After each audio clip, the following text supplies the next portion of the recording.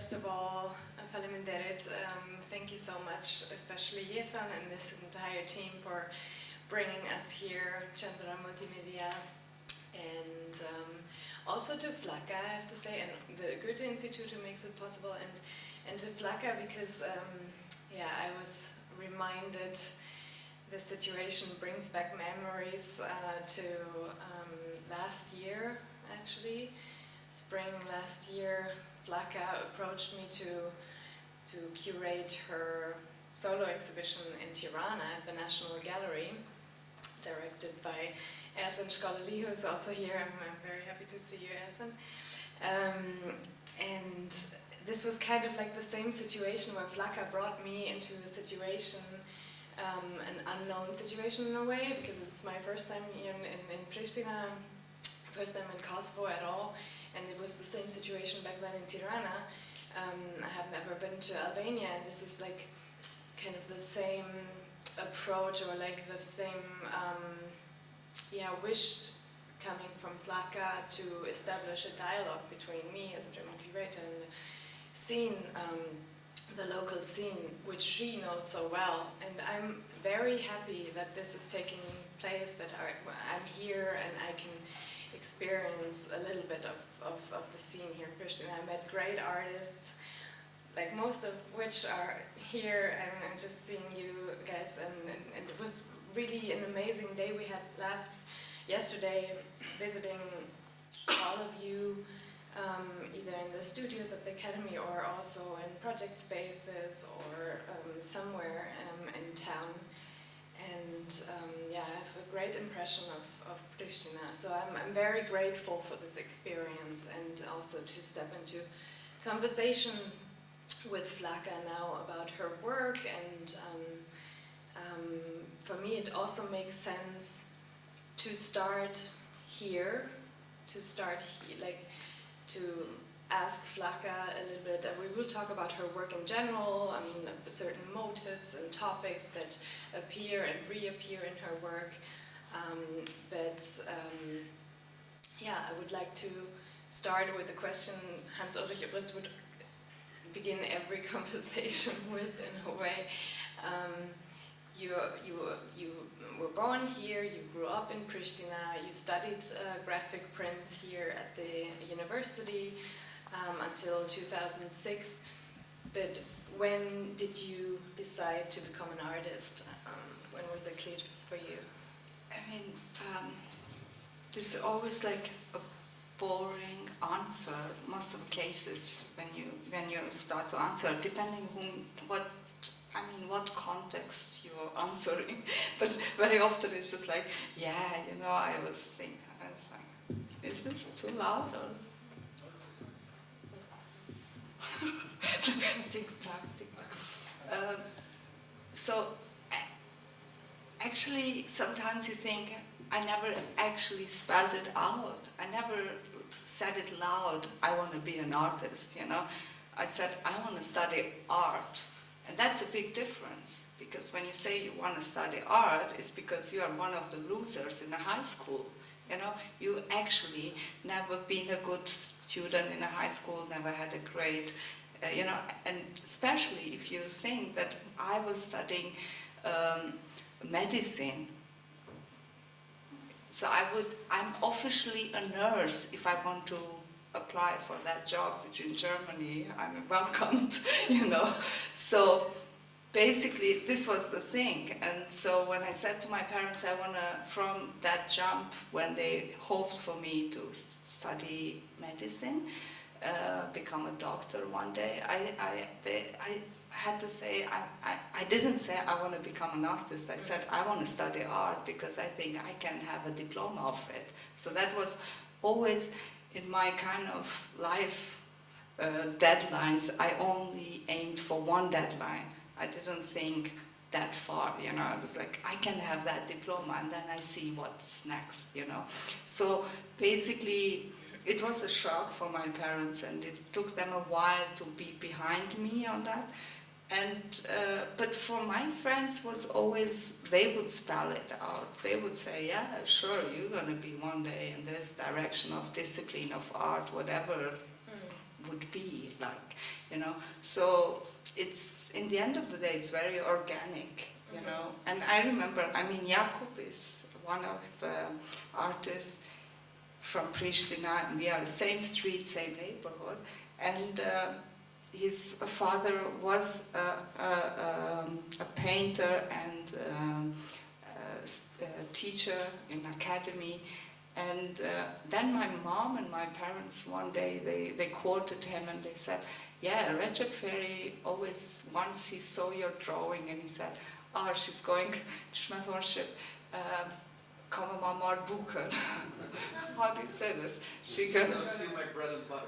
Yeah, you know. And they would only say this very late.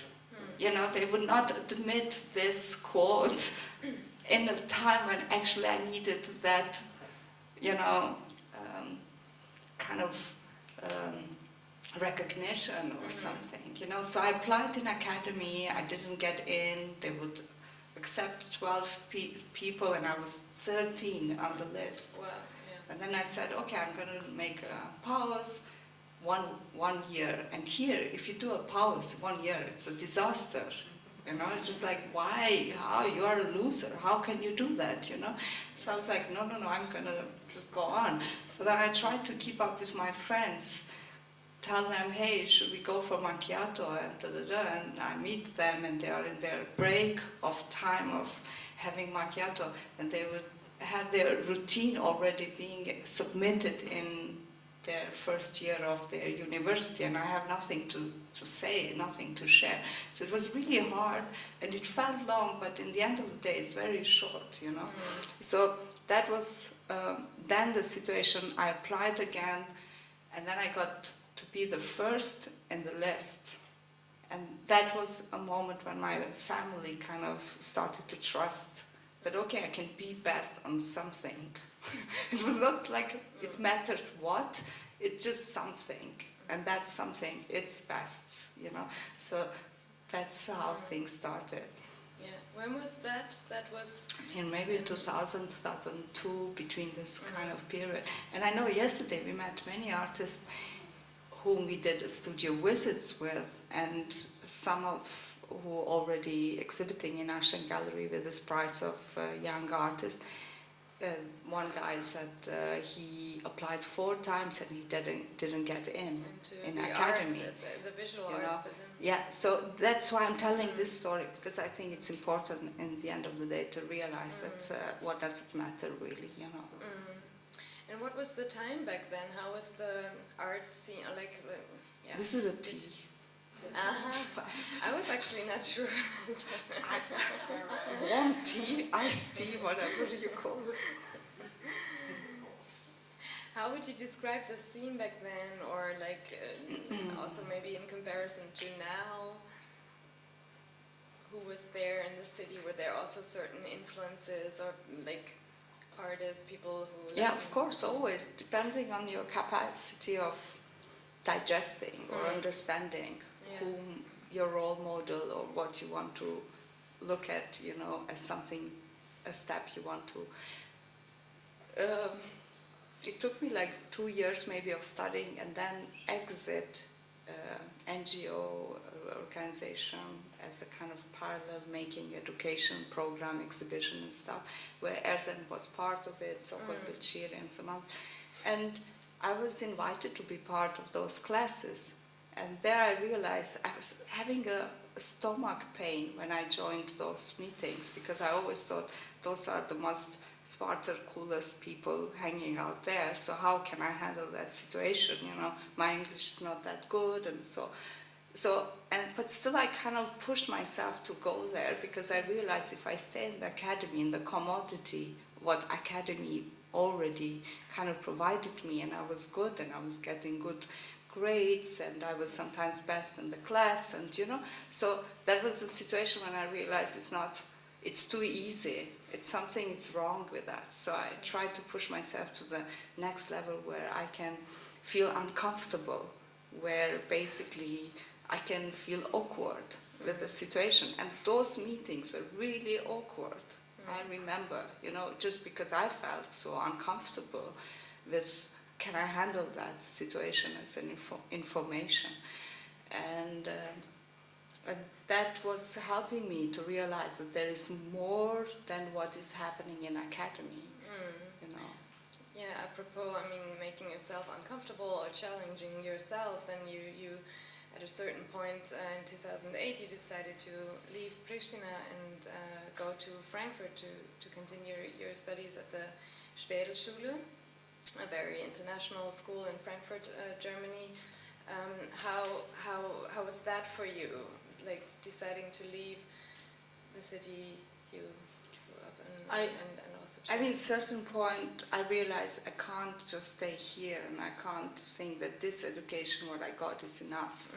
I with traveling and doing exhibition abroad, I realized there is more than that, and that exchange, which was like in 2004, 2006 between academy and Remix, I had the chance to get to know Städelschule as an education, and there I realized this is a place I need to get uncomfortable again, you know. So I was always searching for this kind of putting myself to a situation that is bigger than me, bigger than I can handle, you know. And those moments kind of driven or generated certain kind of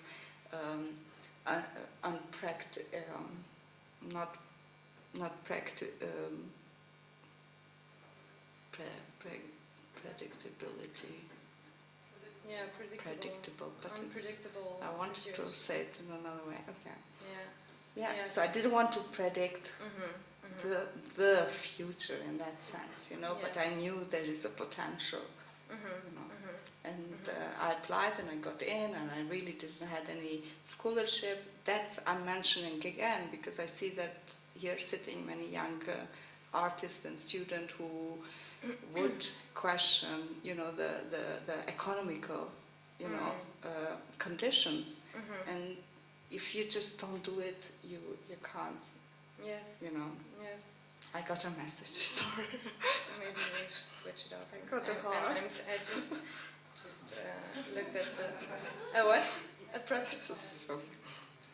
Yeah. I mean, I'm asking these like biographical questions also.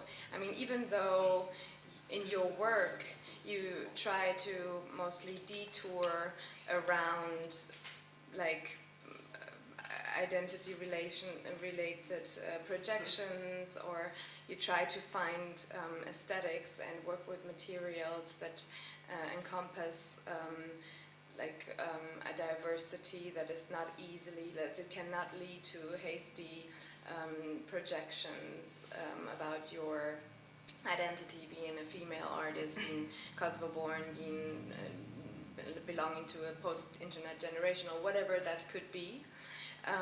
So you're trying to find other aesthetics and detour around it, but still your personal experiences, your biography play a major role. One could definitely say, I guess. You're now in Munich, you're exhibiting internationally.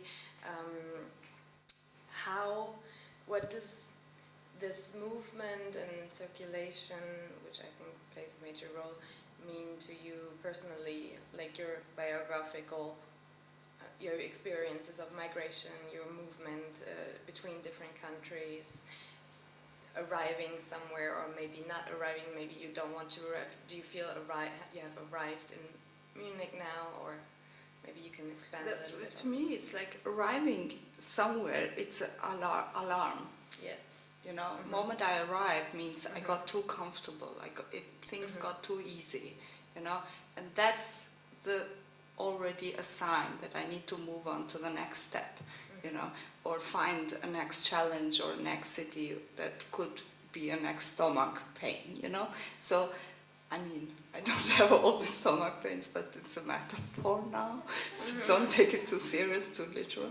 But that's what I mean. So I never really arrive, and if I arrive, then it's a sign that I need to move on. And so the in-betweeners, it's more like a kind of subversive or a queer identity, because if you think you come from a country like Kosovo, you are not properly defined because your country is not really recognized. as a country somewhere. Your passport has all these kind of questions, which it's a passport but not a passport for some other. So then I studied in Städelschule, where Städelschule is not really giving you a diploma or a master degree, but it's still called Masterschule.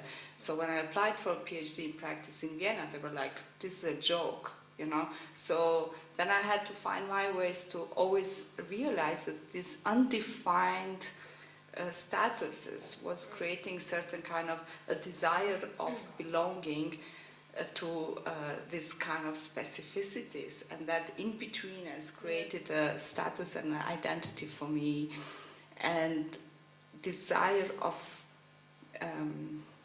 belonging, as I said before. So I don't understand as an absolute singularity, because that means it's constant in a movement, constant in this specificities of moving there or something in between, and that is creates a different kind of potentialities and open up. Yes, and maybe we already see some image in the background, and it is like a detail of a more recent work you also wanted to talk about, and I think this is connected to the topic we were just starting with. Maybe you want to switch to the first image and tell us a little bit about how that came into being and how what this relates to. I was invited from PAM, who is Public Art Munich, created by Joanna Warschau in Munich, who asked me to do some kind of intervention, and then she even called it a decoration. Will you decorate the launching of the book? You know? So this was like kind of a joke that came. And so this intervention for public art, when the books are already launching there, what you can see. I decided to respond to 3-4 informations, which were, one of them was like, I think you have probably seen it in Berlin or some cities. There was this billboards that was encouraging from a foreign minister of Germany, encouraging immigrants to go back to their country, and they would even finance their going back. So it was like your home, your future. Meanwhile, everybody was like really kind of pissed off to see that hope, but in a weird way of promoting your way back. And then there was this website, what I somehow, through this information, I found it out, and it's again part of the Ministry of Foreign Affairs established, where you can submit a question as an immigrant, as a refugee. Questions, what are the most frequent questions, like, can I win a German passport with lottery? Or if you, because there would be always positioners who is speaking, you know, if you want to go home, will Germany send you somewhere else? So this was the most absurd question for me there. So then I twisted it and I created this cloudy space waving with columns, which would almost look like a vase, but also columns of architecture, where I twist the question and appropriate to a degree that says, if I want to go home, will robots send me somewhere else? And then I realized how many people kind of projected completely different, based on their own experience, their relation to a robot send you somewhere else while you're trying to reach home, would create based on what's your problem, or it's like what's your condition, and referring to that specific condition. Yeah. So, and then I had I'm in Germany for almost 11 years, and I'm a freelancer now. And then I had a visa issue, which they gave me only for 2 months, because I was having a lot of documents, like over proving documents, but I didn't fit to some documents what algorithm of those questions would fit, you know, what they would think. You need this and this basic documents, you know, and then I realized that those people function there as almost a robot, which is the biggest fear of if the first jobs, because you always have a lack of staff on Ausländerbehörde in the foreign office, and that's how things got together and became a really abstract question of if I want to go home with robots, send me somewhere else. As a kind of a response to all these 3 different websites, information and experience. The website information, but also your personal experience. Right. And I remember very well when you first showed me pictures, you sent me pictures, and then we were, like, actually in between you told me the story about your experience in the migration office, and then afterwards you were talking a little bit more about the work, and I was kind of surprised what about all of the stories that lay in this work, and what is and actually they're not there coming, visible, and they are so not direct. Immediately visible. I mean, like, there is a story behind it, but maybe this is also very typical for your practice, because one might call it, or could call it, like, post-conceptual. It is very conceptual. It has, like, a lot of you're dealing with a lot of references, but also it's a digestion in a way of your personal experience. But then you work with you mix certain aesthetics and materials, and maybe you can also talk a little bit about this, how you work, how you try to process certain experiences, contents, but then work with certain materials and aesthetics and mix them. I mean, more and more I kind of learned to find the language, and that was, of course, the Schule had quite an impact of it, of abstracting the language of abstract language. How do you bring that into the point where you feel you express yourself, but how much of information is given and how much you don't want to give, you know, at the same time. So for me, abstraction was a kind of a language that helps to represent something that is unrepresented, or something that is subaltern, or something that is somehow hidden. And that this all, like, ambiguity of that abstraction creates a space for unrepresented to come into a display. So that's my most of cases my intention when things get too abstract, and somebody said, yeah, but I thought you if I don't know this information, do I still, you know? And actually I reached the point when I said, I don't care. It's really the fact that you're coming to me and you have a question, and that question delivers to me a dialogue with you. It's already a conversation, what a piece brings. So that, what does it produce, what extent, and that's yeah. Maybe we will also come back to this, also the topic of abstraction. I think that is something we can catch up on later with this conversation. I was I would really like to draw attention, because now we already see the clouds here in this recent work here, and the next image is referring to this as well. I would like to draw attention to the connections between earlier and later works, not aiming to make your work seem very hermetic or like super logical, but rather the opposite, to make it or to express that there are certain ideas and motives that circulate, that appear and reappear, like there's histories and topics that also are brought back in real life, in like politics, in like histories repeat themselves in a way in different temporalities and location, and that is also a very important topic for you. And we We titled the talk in between clouds and the deep sea, which makes sense in the context of your work because,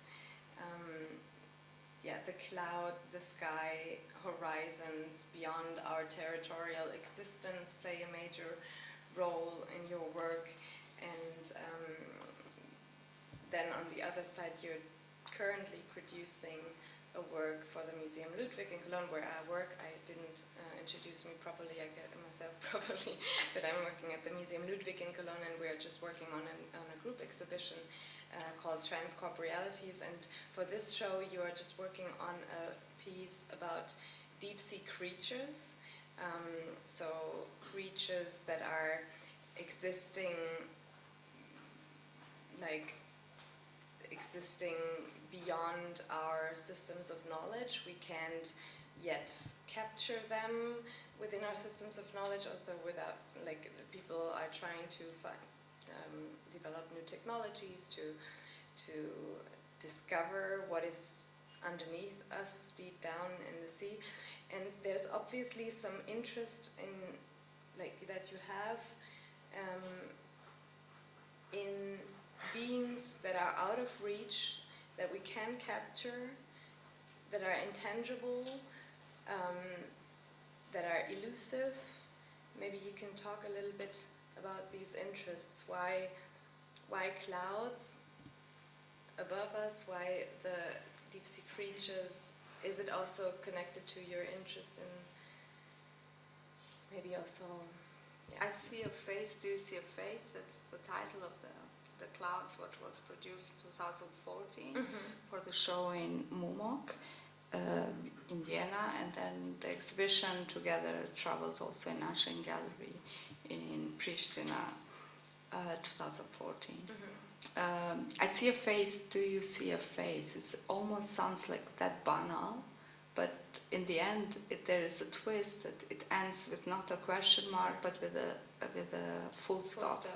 Where basically immediately challenge you to go back to the beginning of the question and thinking, okay, there is the speaker of projecting certain center of perspective is speaking in a kind of surround condition, situation.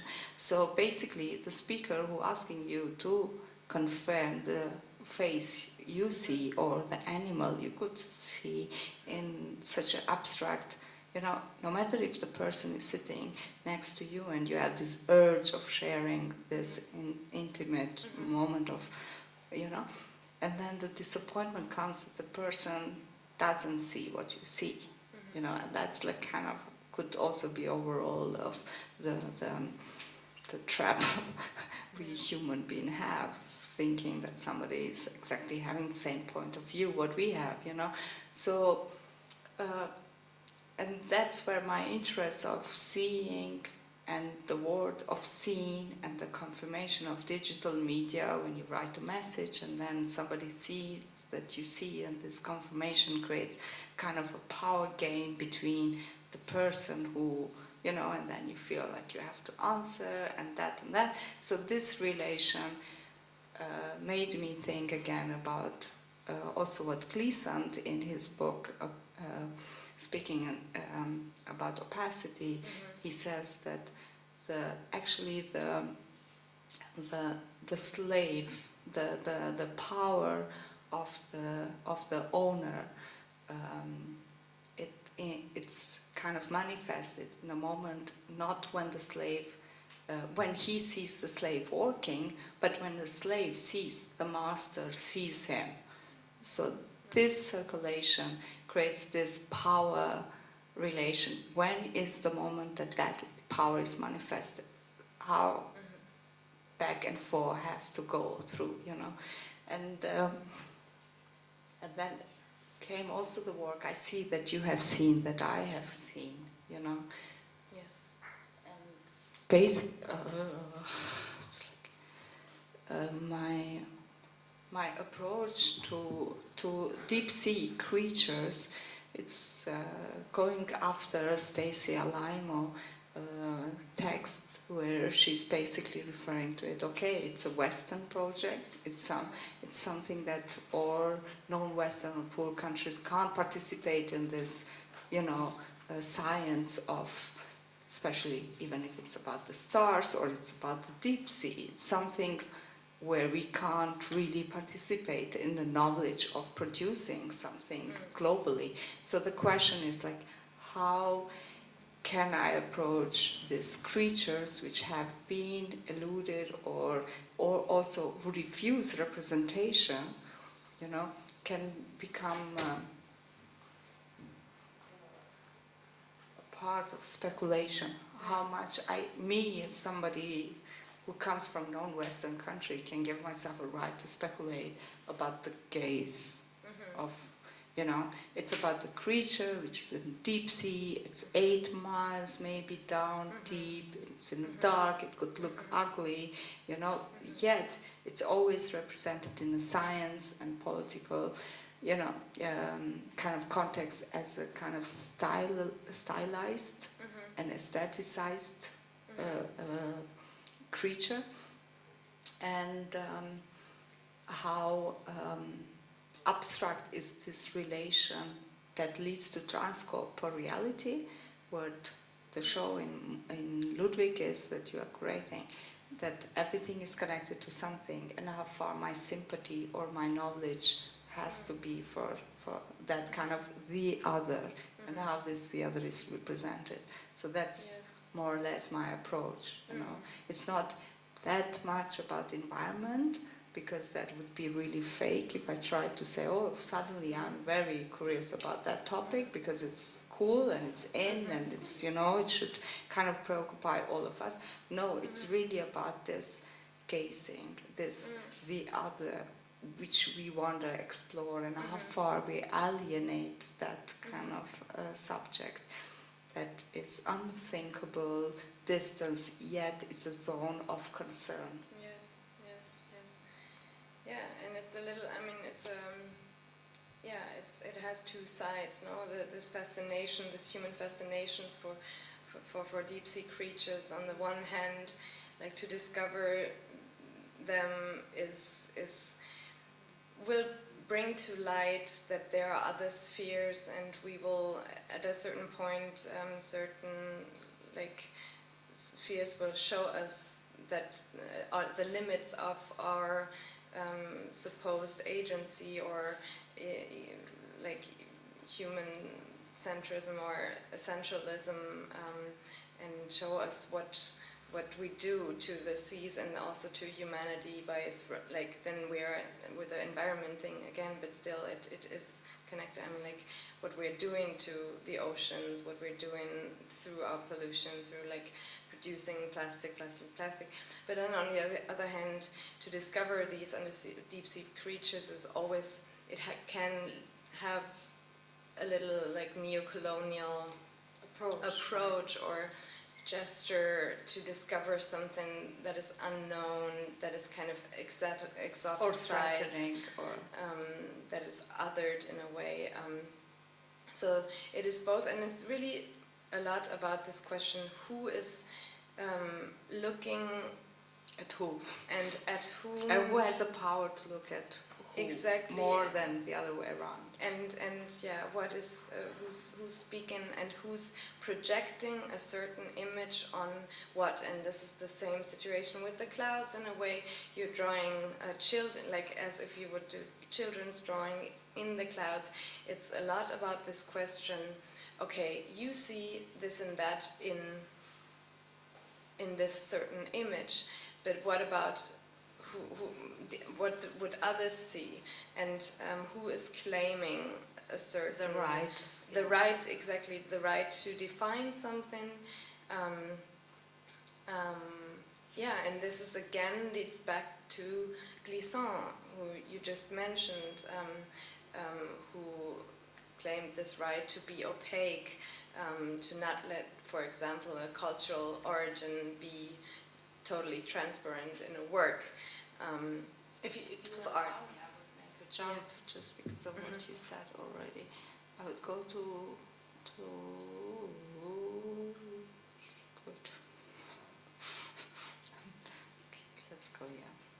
speculating on the blue. This was my speculating on the blue was the Kosovo Pavilion project for Venice Biennale 2015, which I represented Kosovo, and that had a lot to do with this kind of visibility. Yes. The right to be represented and the opacity. As a kind of a notion. So it feels quite a paradox to your work. You have a very good critical standpoint towards national representation or something like that. But how it would be really interesting to hear also how you felt about the national representation in a way and how you dealt with the topic. Or I mean, speculating on the blue. Of course, it was a time that I realized, okay, there is a lot of what does it mean being visible? Being visible in the first place means you have a right to be represented, and if you have a right to be represented, you have a right to, your agency means has a right to be accepted as a political entity, so it means you have a voice if you are visible. And this blue and the flag and everything what came as a new identity for Kosovo created immediately for me a question like, okay, what happened when your visibility is constructed, or that kind of create a projection towards how your future gonna look like or defined.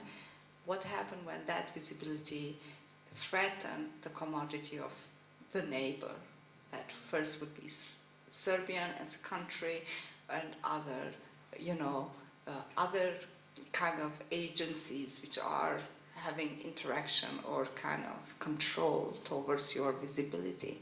Because when you think of Clinton in the time of when he made the first, when NATO made the first intervention, Clinton had his statement in the TV when he addressed the nation, US nation, and he tells. And he says, my dear fellow, it's in YouTube, my dear fellow Americans, let me tell you what we are intervening, what we are doing, why we are doing that. And then he started to locate Kosovo, because many people just didn't even know at that time and still don't know where is Kosovo. So he says, Kosovo, and then he started to verbally create a map of Kosovo by saying Kosovo it's this amount of miles from Italy and Greece, because these are two countries for Americans would make sense. So how do you locate and visualize something? And that was almost like creating a map verbally and defining and creating the first visual independence of or recognition about Kosovo in another kind of means,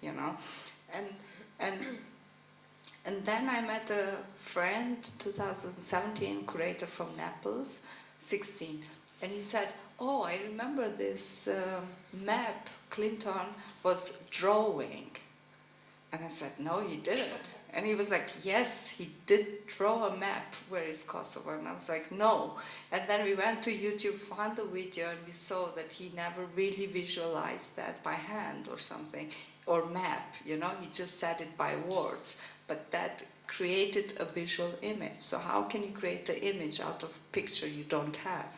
You just need an approximate relation to something that represents or create a kind of identity, approximate identity to the other, and that's why speculating on the blue became such a kind of interesting access for me to break and create, based on opacity or the approach of Gleason theory, create a future or queer horizon. And then comes this image where Vijay, I hope I quote him properly, he says the propaganda image is not about what the image doing, which was the famous question, what is the image doing? He said we have to have the question, what is the image, what the image wants. Because the moment you ask what the image wants means put the one who is delivering this image or selling this image to you into a question of subaltern. Something is lacking on this image. Something is trying to sell me what actually is not there. And it's trying to sell me horizon, what is missing on this. You look at these barriers, you have a horizon, many people think it's a sea horizon or mountain horizon, and that was the first image when I thought, how can we deconstruct, and especially in this case, how can we demilitarize this image? That's what happened. In speculating on the blue, the space, if somebody remembers, Petrit Halila had the same space after me, and then it changed from other artists who came after. But this space was that small, and also kind of a corridor in between, where basically, that's why I'm showing this image, that I kind of closed one part and had the text and made it super wide, that the space in itself could also isolate you but still open up where the white walls are that bright that you just start to ignore as information, you know.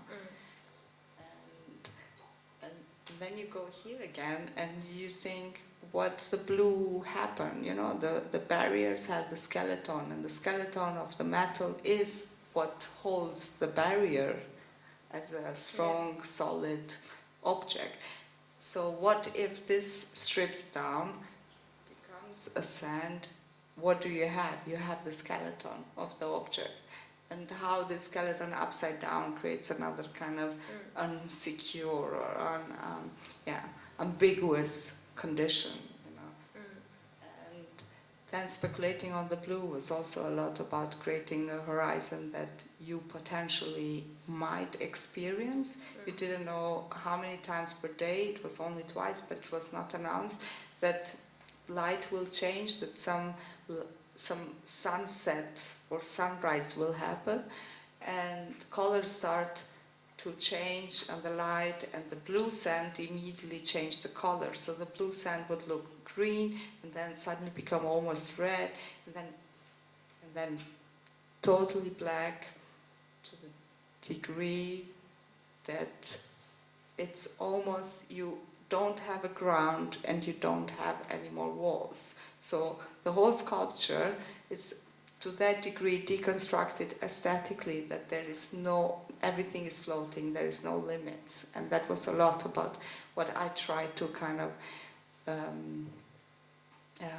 emphasize, you know, it's like how far you can open up the country, which is the most isolated country in Europe. That's how people behaved most of the time in the space with the sand.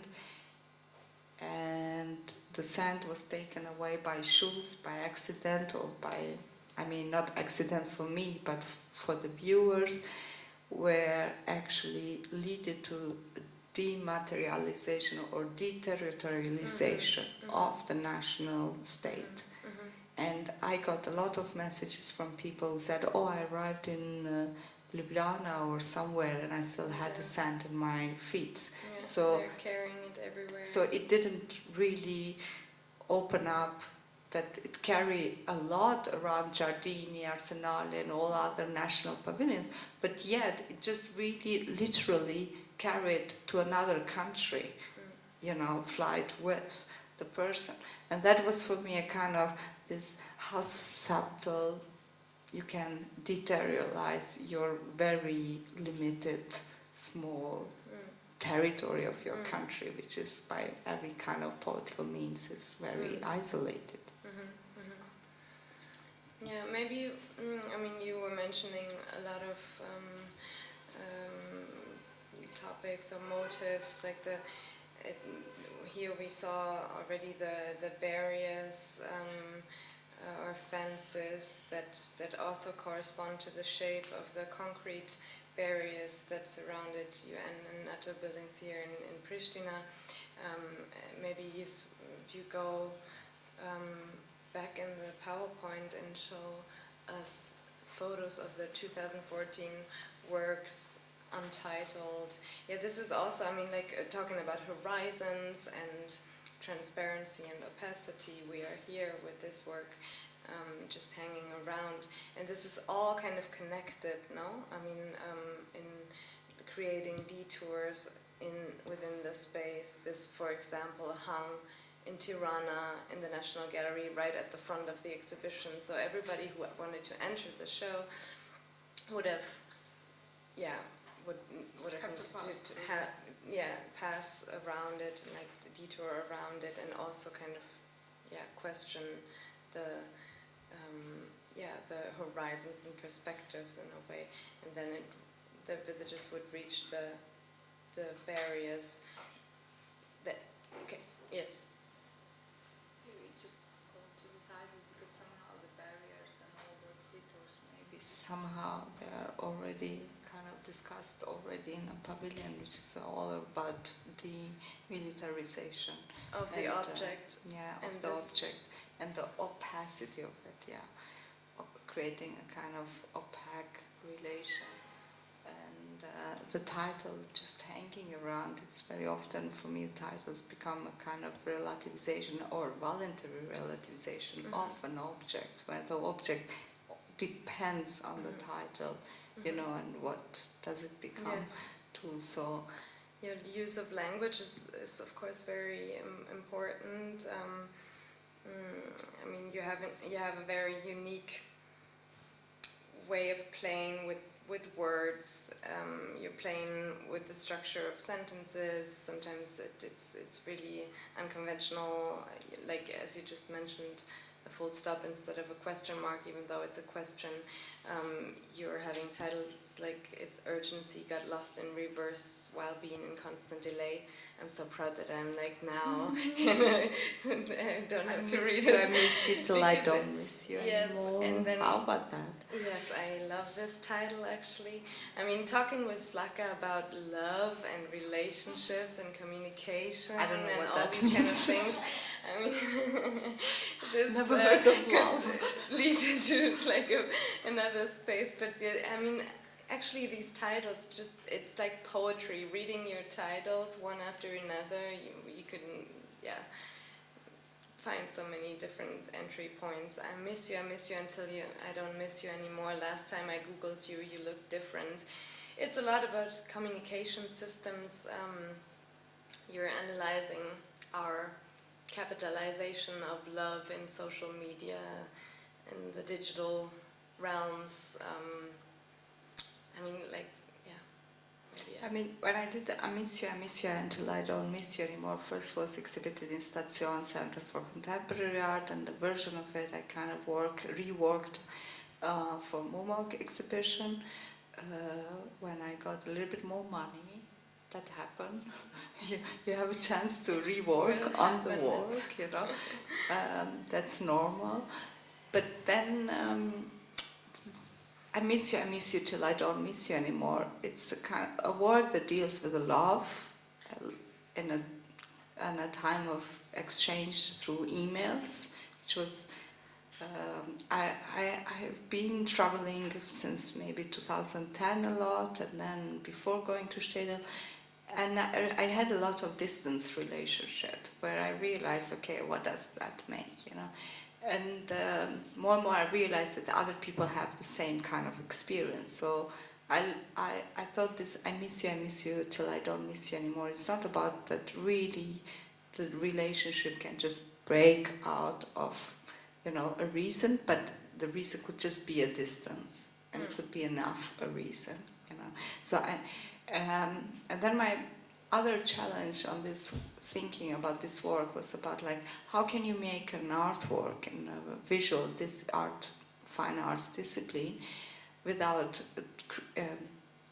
reaching the level what movies, films, theater or music has access to a personal stories of love stories of people.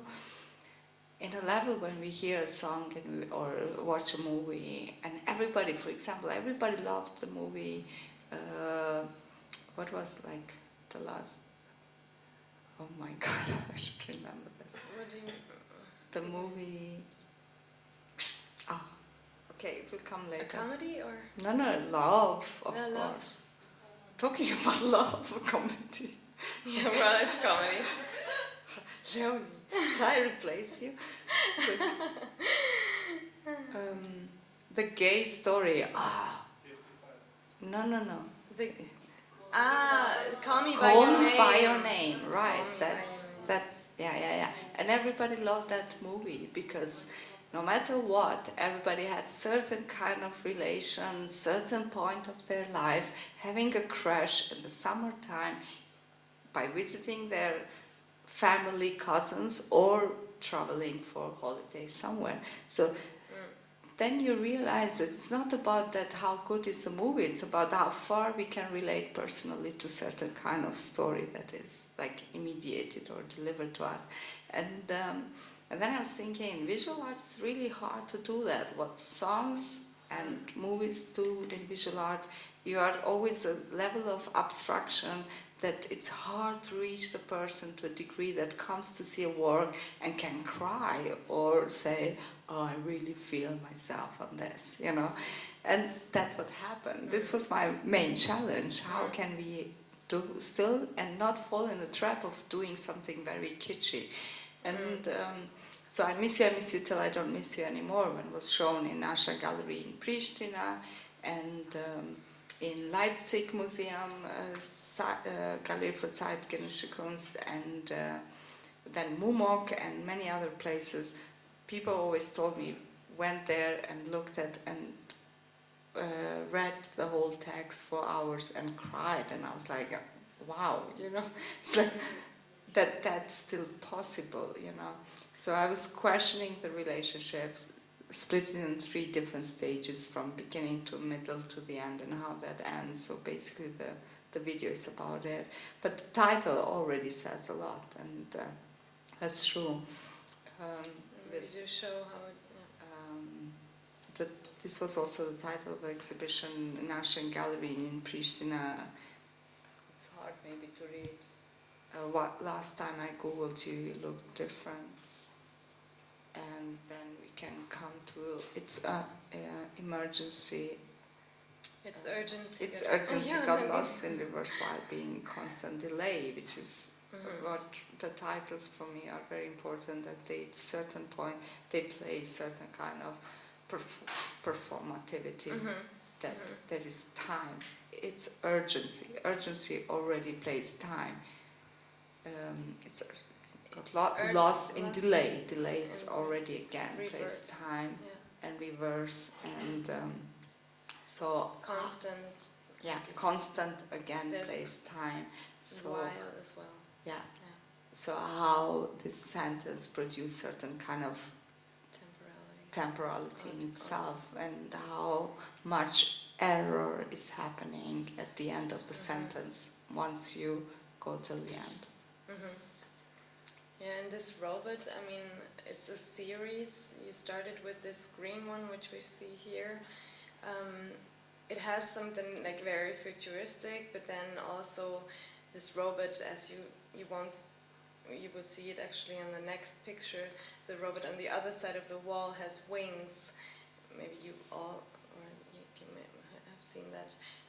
So it's kind of in between a futuristic artificial intelligence and like an angel of history, because you should actually talk about the materials you use to compile this robot, because it is a mix of various different materials from different military, political contexts, but also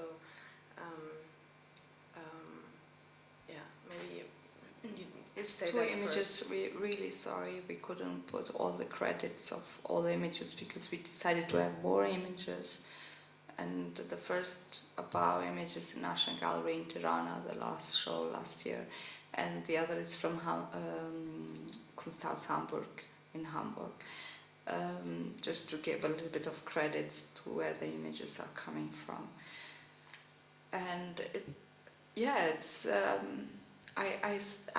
noticed that there is this market that people collect here objects from military, from KFOR, and I mean, thinking that KFOR started with quite a big amount of military soldiers, and now it's around 4,000 something left.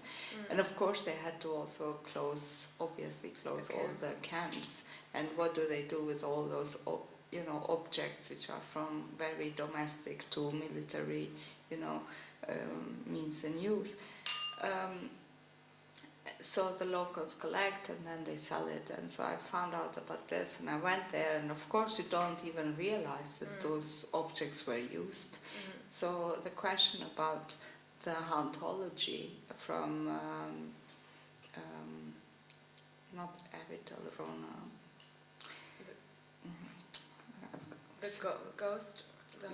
ghostly matters. Yes. So the question is like everything is haunted by the specter of something. So what happens if the discarded object, if the spatial information, what is present, is able to change the discarded object perception? Yes. So what happened to that object? So that what was my potential first. It lies in these discarded. And I remember many people when I was doing the show in Lambda and first time producing the first robot, people kind of already got to know that I'm doing something with NATO leftover K4 object, and then they came at the opening and then they were like, oh wow, we didn't expect to be that pop sculpture, and then there was a joke, it's like we always go pop in wars, it's like a kind of a sentence came out of this, how far somebody enters that room wouldn't even realize that it has some military connection, because when you Google robots today, what is the role of robot, in a society? It's how the robot is trying to take space. That you see all the robots really smiley face, they're super active, in the pictures they're like, I'm ready to serve you, serve humans. And then I thought how interesting it would be to just make a lazy robot, just sitting there doing nothing, And if there are 4 robots in the future creating a time lapse of frequencies, of creating certain narrative, what if this robot, which was the first robot produced, it's actually the most active one, comparable to the other 3 that are going in reverse. So I basically, in the future, I'm going to have 4 robots. So far exist only 2, but the 4th one is produced first. And how do we go backward? And you thought already the first one is so lazy, but then you see the second one, it's more lazy, and then you start to think how the first one... the second one, maybe the one line on the floor. This is like an installation view from Art Basel, I think. Art Basel, and it was also in Busan Biennale after. Yeah. And which is very often the feeling we have with all these international NGOs like United Nations, European Union, and NATO. The moment we get too critical about them, if those agencies are questioned, especially after Brexit, then we realize, oh no, we better have them, So that's the relation with this robot. How lazy is the first robot? The moment you realize the second and the third is going to be even more lazy, you realize that you like the first one more. That the first one is active enough, is doing something already, it's an action. It's sitting, it's like waiting for order, while the other is way too far. And this always reminds me on, was there actually a work, or when you said that, leave me alone, I want to eat my banana, because it's really leave me alone, I just want to be by myself. And is there a work actually? No, is it an unrealized project?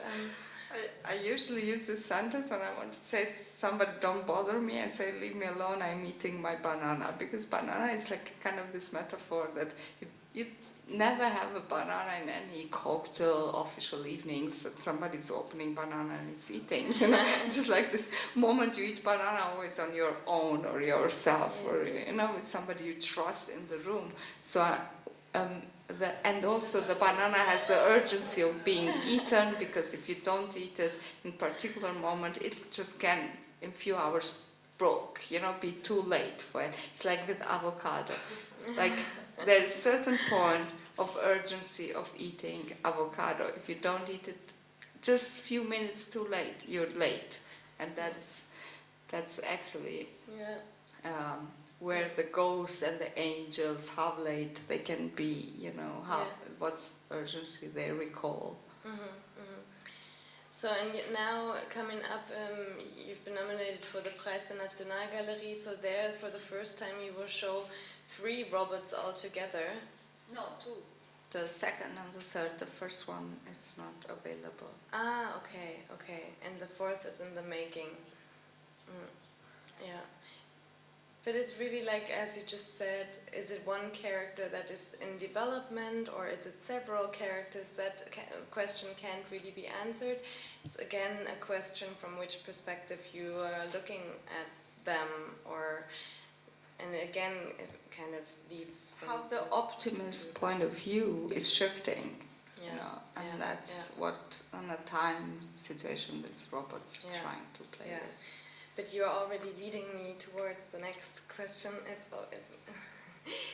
Flaka is also always kind of changing roles. So, I mean, normally an artist is also not supposed to like invite the curator, but it's like, but that is something that Flaka is keeping on doing, which I find like very, very productive. That she's always kind of working against the system of how something is supposed to be. I mean, like, I don't want to structure this talk. This is totally fine with them. Now you were just on the children's. Which means like you curate me. No, I'm gonna curate you. I'm going back to the curators. I should wait you to invite me. No, I'm gonna invite you. It's like, how about that? That's what she means. Maybe. No, but I mean, like, it's always these questions of, like, hospital. Okay, we also wanted to talk about a little bit about the children's aesthetics, children games. We've been talking about it with the clouds, but also in this work, for example, there are sketches that remind on children's drawings on these banners. And this work is called Concerned by a Ghost Without Being Bothered. There it's shown at Liste, at Basel, right? Parcours. Art Basel, yeah. Exactly. And you also showed it in Tirana, this work. Actually, this is interesting. It's in German, a House of German Economy. Yes. To go there with ID cards to enter. Yeah, I mean, that leads definitely to the last maybe, and then we can open to the audience, to that this children drawing naivety and the humor or whatever that comes later by Joe.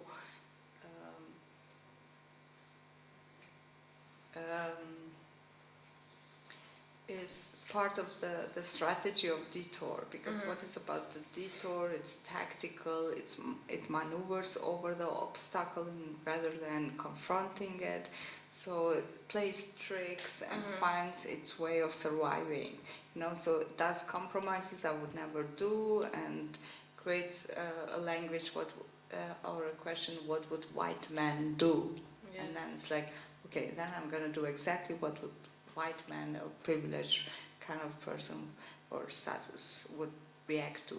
So, and that's disturbing about the detour in a theory and a strategy, because the detour, one cannot really predict what is the failure and what is the success, how far I'm kind of compromising myself how far I have the means to aiming something that beyond that kind of have a result I want to achieve, you know.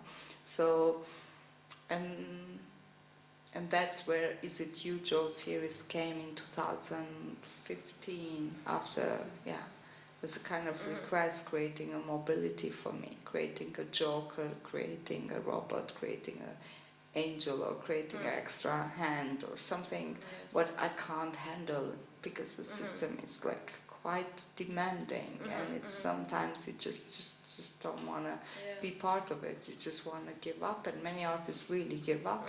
So my question was always like, how do I produce my own Joe? And Joe came as a kind of a name or a character, and this animism of persona, where when you look at the Hollywood movies, Joe is never really the character that is defined. It's never a hero, you know.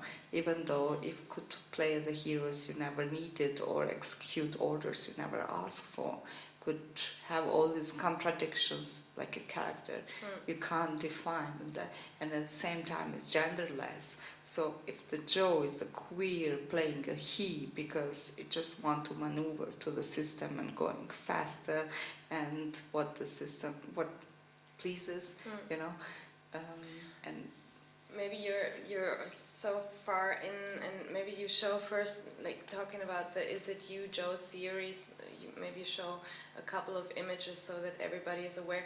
It kind of started from these assemblages, but now it takes on different materials. You're also going into neon works or sculptures standing in the space, but it started from these assemblages made from marble and sponges, mostly with googly eyes.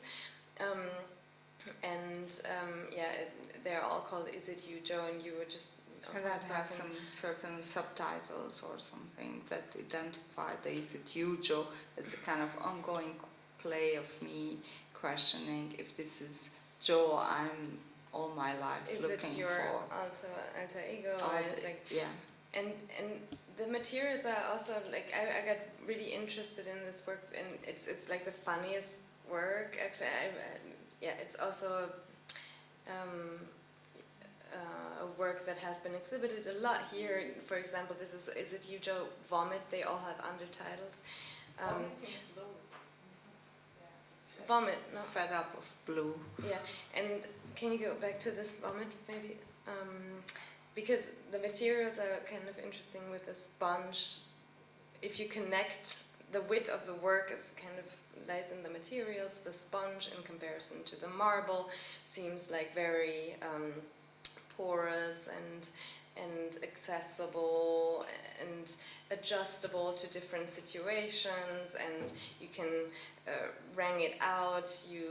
It absorbs a lot, and if you kind of make a comparison between the sponge and the artist and the marble with the system, like the artist is always acting in front of the background of art history, of the art market, is asked to adjust to a certain situation, an ever-changing situation, is a nomad, needs to always find his or her position, their position, maneuvering in these systems. But then on the other hand, also the marble is even though it's so ancient and so sovereign and so hermetic in a way, it seems, it's also dependent on the influences of these artists, because or the sponges in this case, because the patina just develops through external influences in a way. And this is something which I really like about how you deal with materials, how you work with a certain wit, with humor, explaining or challenging the system, criticizing the system, analyzing the system, but then using materials that kind of abstract from it. I mean, Joe is all about the self-critical commodity. Yeah. Kind of What doing does- something that create a commodity for you while you are already criticizing that commodity, but you're still taking advantage out of it. So basically, Joe is very smart, or you never know how is he really smart or that stupid he is. It's like there's always this thin line between this kind of, and trying to play with the system. Okay, an art market wants unique artworks, so Joe never repeats itself. There's never one Joe, same color or same shape. Something always have to be unique. So he finds a way to fit to that point, you know, to just make it more literally understand the way Joe does things, you know. So Joe is a snob, you know. He's just like whatever he doesn't like, he doesn't do. Whatever he pleases him, he does it. So he finds his way to compromise or not compromise something. Yes. So, and that creates a lot of freedom for me, because then I'm just like the ethical question, what you as an artist don't want to kind of, you know, be part, or you hate it that you have to do it. It's just like, oh yeah, sure, there's 2,000 euro for project and you want a new artwork because you don't want to, you are asking me to be part of, sure, I can do only Joe with that. I don't do any other artwork. If you want Joe, I do Joe. Yeah, That's like it. So basically, Joe acts in a kind of, creates mobility and acts as like a kind of, as a man, you know, because in the end of the day, women are, as an artist, few who made it in art history, in any kind of scale, you know, of art history. From small countries to big countries, women are always, the ethics are questioned highly, because there are only few women and they shouldn't compromise. They shouldn't do anything what is, you know, ethically not cool. And I'm saying, okay, no, I'm not going to do it, but Joe is doing. It's like, it's not my fault, you know. So basically, I generate an alter ego where Joe creates, adapts, benefits what men usually in the system have, which bring us back maybe to older strategy of works I've done in the past, you know. Yes, because yes. when people To my question balls, for today, example. where is my feminist, you know, approach, people who knows about my balls, for Yes. example. And one can realize that in that time when I did my balls, it was like, you want balls? Here I have a balls for you. It's like, sure, is everybody this aware the of this? Yeah. achievement? Is this the question one needs to have? So it's like, do I want a Joe? I have a Joe for you, you know. So that's basically to understand this politics. Yeah. Maybe we can open up for Yes, maybe a question nice to for Still have. audience. And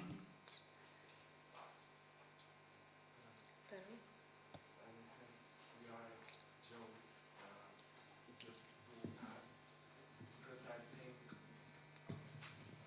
no, it's not message.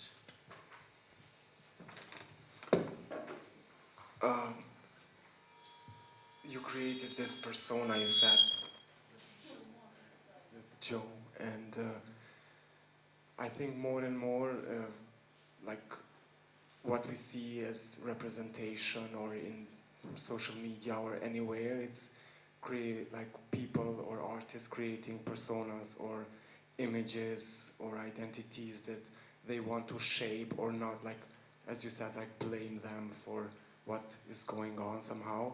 So is that also of why you chose, like, particularly now, this period? I mean, probably it's like, I think 2 years old or more, Joe, but... Joe is 2015. Okay. But still, it's like this kind of Yeah, it's era, like exactly a period of alter ego starts maybe to be questioned, or AI and all this. Actually, most of my work is just like out of my needs. I never think what actually is going on fashion or politics, like less political per se. It's more political for me, or So I started creating Joe in a time of when I represented the Kosovo Pavilion, and I had a lot of invitations. Suddenly, things were just like, and I just realized that I can't handle this request of invitations and this timeline. So how do I manage? I need help, and so like Joe was created in a very honest condition. Exactly. No, I didn't mean that you was thinking what others are doing, but I'm just saying do you think is it becoming a necessity for artists or anyone, just like someone who is participating in social media, to create another character, I mean, like Joe doesn't have everyone. an Instagram. I always thought, does Joe needs its own Instagram? Does Joe needs, it's like Joe really just creates commodity for me in my level of conditions, and the way it's produced or sold or whatever respond to. So it doesn't respond to the fashion, the credo of how the internet is producing, and then like Amalia Urman would create this, No, it's really not about that. It's just about, it's just out of the need of condition of responding to the market in a way that I can be smarter than the system. And who is that? Still, it's connected. It connects to Of, that. I mean, of course. To bring in their that. Yeah, it makes sense totally. But I realized the question. I thought a lot. When did my Joe need came, and how later this alter ego became more and more like defined, and if ever one chicken and egg situation was there or not. Thank you. Thank you.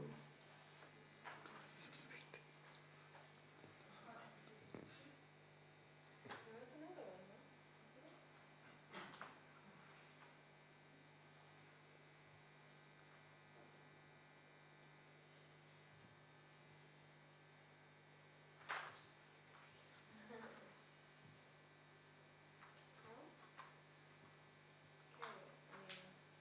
I have my question. I was just about to end with a question. What are you now reading? I mean, like, you've been into all of this. You're also doing your PhD. What takes your headspace?